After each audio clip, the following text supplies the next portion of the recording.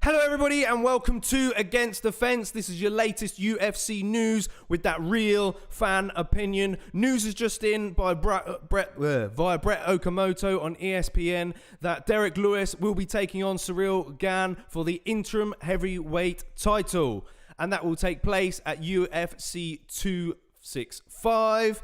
Also on that card, we'll also have Amanda Nunes versus Juliana Pena. Now, what a surprise. You know, we were literally just speaking like moments ago, matter of hours, about what's next for Ciryl Gane. And we thought perhaps it will be Stipe Miocic. It would make sense. But the news has literally just come out that instead it will be Derrick Lewis. It's hard to digest. I'm literally got to spend a moment to kind of digest this news because we all thought that Francis Ngannou versus Derrick Lewis was at least going to be next in line, or John Jones, you know, and I really didn't expect this at all.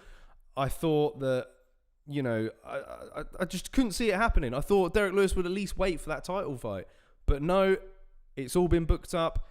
Dana White has come out and confirmed it to Brett Okamoto. That is your source, and obviously Brett Okamoto, we know how credible he is as a journalist. So let's read into this then straight away, this article from Brett Okamoto himself. And it looks like the representatives of Francis Ngannou have told ESPN that they're quite shocked by the news as well. Ngannou, it says here, won the title in late March by knocking out Stipe Miocic at UFC 260. He visited his native Cameroon during the entire month in May and only returned to the US in early June. He also recently visited Dubai on business trip. So he's got a lot going on. It comes to a complete shock, Ngannou's agent has said. He told ESPN to make an interim title so soon. If you look at history of this division, it comes as a surprise. And yeah, it is quite bizarre, really, why the UFC are deciding to do that. Maybe Ciryl Gane is really pushing for another fight. Do the UFC not have much lined up in the next few months? That makes me wonder as well.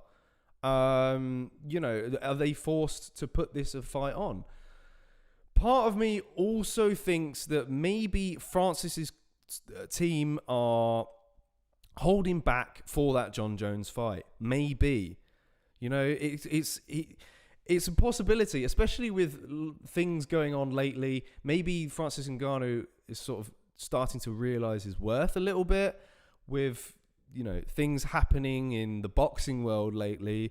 You know, there's a lot of money being made, and maybe he feels that he needs to wait for the big money fights, and John Jones is clearly that money fight. So I really, it doesn't really add up. Another thing here, it says Francis is just returning from the States and begun training, and he just won the title 3 months ago. We ensure that what the reasoning is behind this, but we hope to get clarity soon and figure out something with the UFC soon.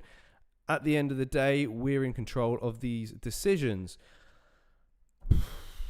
It's almost like the UFC have gone behind Francis' back, effectively. You know, I'm really finding it hard. I mean, what do you guys think about this fight? Please do get in the comments below.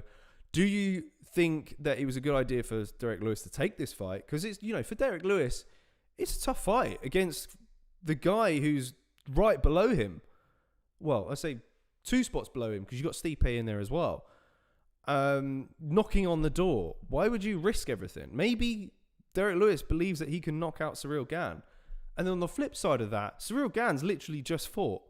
And now he's going to fight in literally a matter of weeks' time. It's absolutely bananas to risk it against Derrick Lewis, one of the heaviest hitters we've ever seen in the heavyweight division. As for Ciryl Gane, maybe he feels that he can stay on the outside and pick Derrick Lewis apart. And we know, we've seen it in previous fights, that Derrick Lewis has a tendency to gas, especially in the later rounds. And if you're able to survive rounds 1 and 2, maybe 3, we'll ask Volkov about that.